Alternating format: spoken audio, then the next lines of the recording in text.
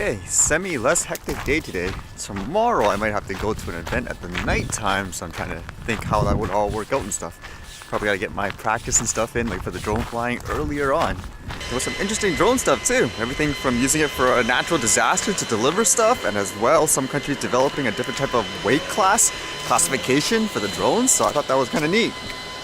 Although you guys linked this one, I guess this is the epitome of why people want this stuff banned, I guess. What is this? Suicide IED drones now in Mexico? Okay. It says here, Mexican authorities have released photographs of commercial drones armed with improvised explosives.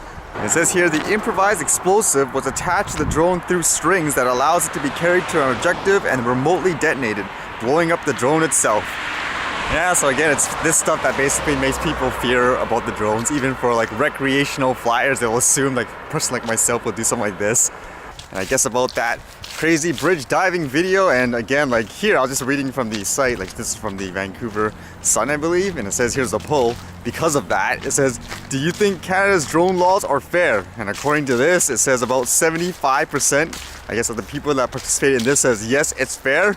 Whereas about 24 to 25% of people say no, they are too restricted and take the fun out of piloting drones. But that's what the majority of the people see. When they see, I guess, crazy antics or stories like that, it automatically justifies them saying, yeah, ban them all. Which, again, is kind of ridiculous in my opinion. Funny enough about that video too, I noticed they put it back up. So I guess that kind of ruins the potential where my thought was potentially like giving the benefit of the doubt. They took it down because they're saying, okay, it's irresponsible. We don't want people to be copying that because it probably is in many ways violating a lot of the laws.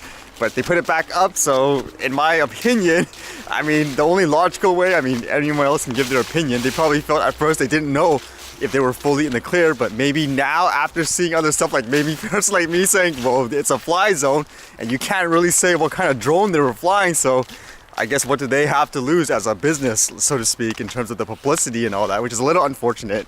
And in terms of the commercial operation, I think that's one of the things too, where they can't really weasel the way out of that one. At least I don't know how, aside from the fact that they're not Canadian to my knowledge. So if they're already back in the US, I would imagine the only way they can even do anything about that, which comes down to, again, you guys mentioned about enforcement, is if I believe the US would have to send them back. Is that how it would work? Kind of like someone committing a crime, for example. So I don't think they would go that extreme unless they really, really want to go after them. And the unfortunate thing I was thinking of is because drones in general, like I think in general, it's kind of safe, like overall. But if you think about it, you really, really have to look hard to find, I guess, a dangerous flight, or like some people say, there's been no actual fatality or anything like that caused by a drone. So when you have stories like this, people will probably latch on it like crazy. That would be my semi-concern about this, like with that video, for example. Like, would they actually use that as a way to say to people like here, if 75% of the people agree, would they say, well, look at that, because of people like that, they're trying every single loophole to hide details about what they were flying and all that, so it justifies, you know, things like you have to put your full name and address and everything on that. Or now maybe they should write a interim law saying, okay, now it better be, you have to be at least, I don't know, 30 meters away from a bridge in general, this bridge. So technically even bridges in a hike, you'd have to be away. Like, that would be my fear. And don't say it can't happen, because that's what happened with the animal stuff here in Canada with the drone laws. What exactly they were flying, I don't know. So maybe you guys know better, but they post in their social media feeds all the time. I mean, you can kind of look at the post they made when they came here to BC in terms of the drones they were showing off. So I guess you guys can kind of look at that and see, oh, this part is this part is that. I mean, the camera itself, I assume, is that square one that looks like a session, for example. Maybe it's not, I don't know what it is. I think I see a number 5 there, but maybe you guys can analyze it a little better. To me, I'm actually curious if there is such a thing with that quality under 250 grams, because that's more of the challenge.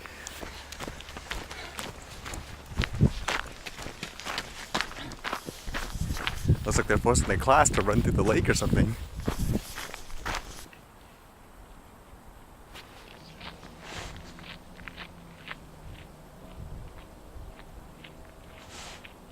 This was kind of interesting in a different twist. You would imagine in a disaster you'd want to send, I suppose, medical supplies, like with the drone.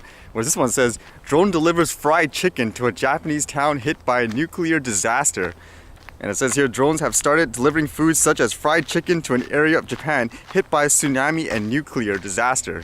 According to this, it says Japanese e-commerce giant Rakuten used its drone to deliver items from convenience store chains Lawson's to Fukushima's Minamisoma City. The area was devastated by an earthquake and tsunami in 2011 and a nuclear accident that followed as a result. So it's kind of interesting that they're using it to deliver hot food and stuff like that.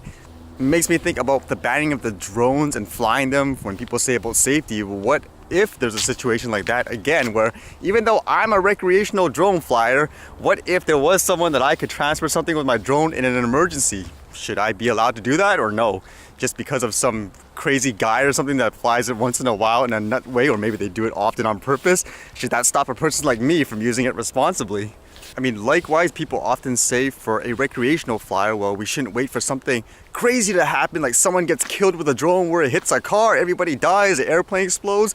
I agree, but at the same time, it should come the other way around too. You shouldn't have to wait for someone to die, for example, where if a person like me can use the drone, but I'm saying, nope, sorry, according to Transport Canada, I can't fly it, you just gotta go die now. I mean, likewise, it shouldn't come to that situation before people realize, okay, the law is really stupid, like with the way it's written, for example. I mean, it has to be fair across the board.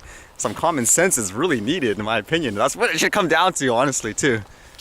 But in other areas of the world, I believe this is in Delhi, it says draft regulations on drone usage announced. 5 categories, prior permissions required.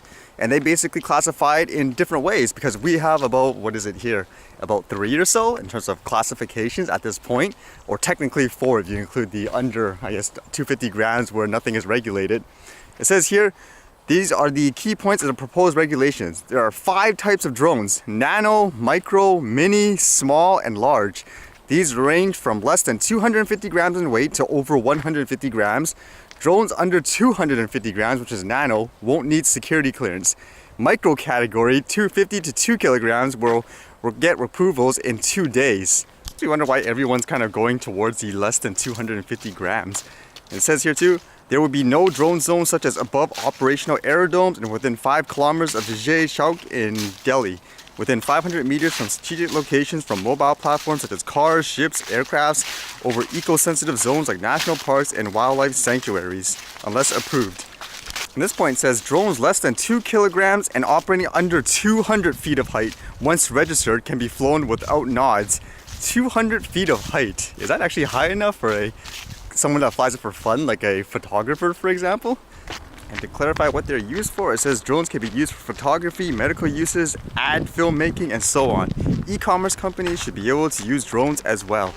Do those sound reasonable? It seems like, again, most of the direction is more towards the under 250 gram drones in terms of the no regulations or restrictions type of routine.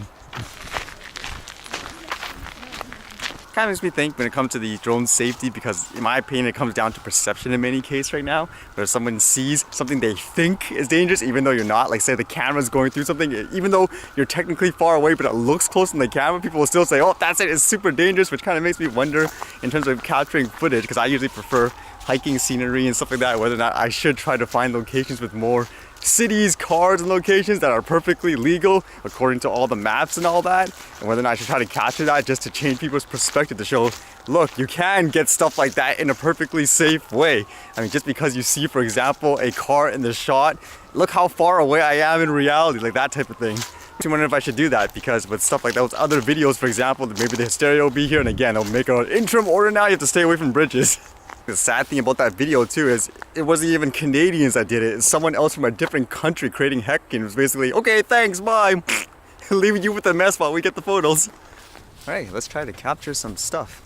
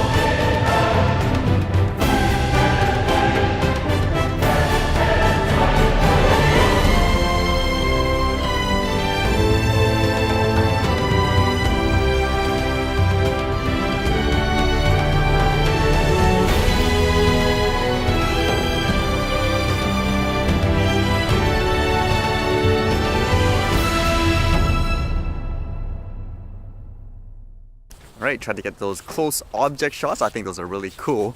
I think stuff like that, you have to be kind of right in front of it to notice whether or not you're too close, because it can be too deceptive when you look at the camera, you don't know how close you are. I did look at that quote baby Mavic as well. I'm actually surprised they can release it like that, like they don't get a cease and desist from DJI. It looks so similar. But I guess for me again, for the weight size and the classification, it's treated exactly the same thing as the Mavic, so it doesn't make it as appealing for something like that, unfortunately. Still looking for something that's under the 250 grams with the way things currently are. And for the fireworks yesterday, for the camera, I used the highest resolution. Basically, it was the 100M setting at the 30 frames per second, because I usually find with this camera anyways, with the dark night settings at least, you need the highest resolution bit rate as possible. Alright, other than that, see you guys later.